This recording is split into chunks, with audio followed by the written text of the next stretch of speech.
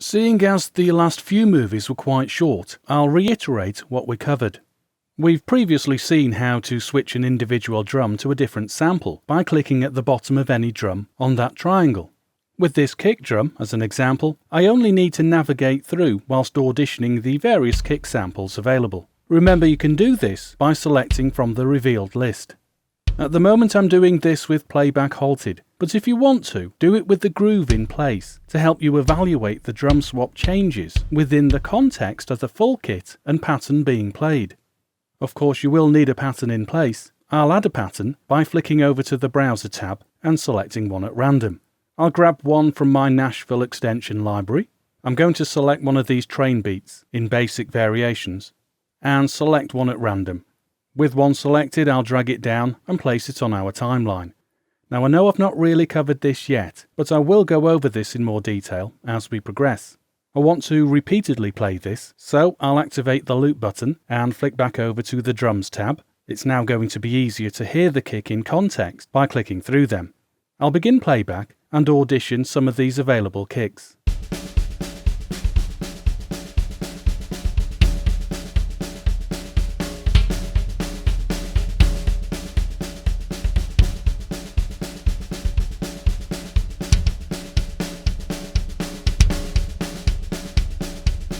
Right, it's just as simple as that. So I'll pause playback.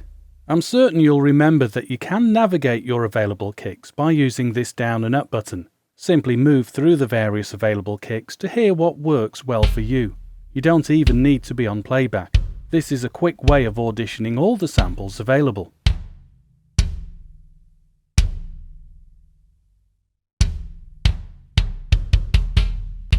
Incidentally, you'll notice that if you don't hear a kick drum sounding, it's only because you've scrolled to the top where it says none. Additionally, to reinforce this, the kick drum visual has now been greyed out too. What this will mean is, if any drums are greyed out, it means that within the loaded kit, that's a particular drum component that won't play back because no sample is loaded. Now I do want a kick drum, of course, so I'll select one from the list available. By the way, if you select a drum by clicking the down button or by clicking on the displayed list, as we are now very familiar, you get to hear a one-shot playback at the default volume.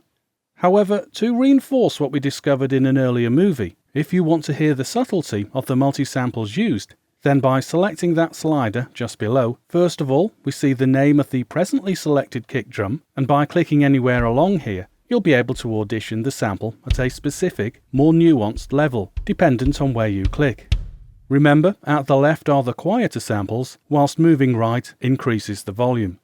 Incidentally, the available kick drum options here are taken from the kit that is listed at the top here. As we know, if you want to swap over to an entirely different kit to source a suitable kick hit, then just select the drop down to the right there. And therefore now we can select whatever we have loaded on our system from within our libraries. Let's audition different snare sounds. Clicking here opens a pop-up that informs us that we can browse sounds from another EZX expansion pack. For this example, I'll move over to my reggae kit options and hopefully draw inspiration from the available snares this expansion pack offers. Therefore, of course now, in the same way, I can choose a different snare to use within this now customized kit. Remember, when we want to customize a kit, we get an option to adjust the sample's volume and pitch using the relevant dials there. As textually indicated, volume is at the top with the adjustable pitch dial below it. Simply rotate clockwise to pitch up, or anti-clockwise to pitch down.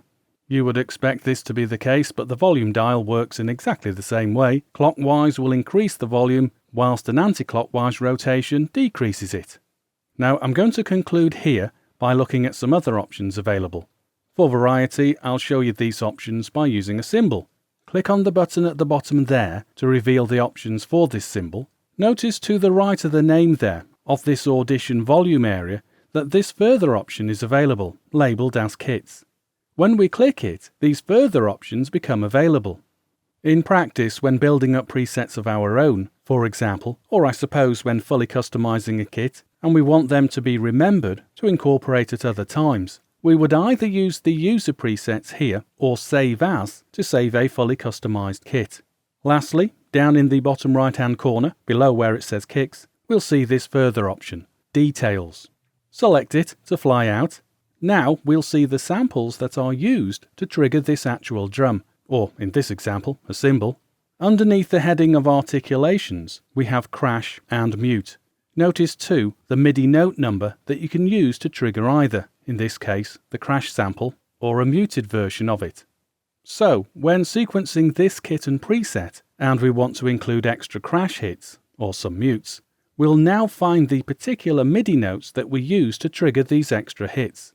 To audition them from here only means selecting the name and it plays back that particular sample.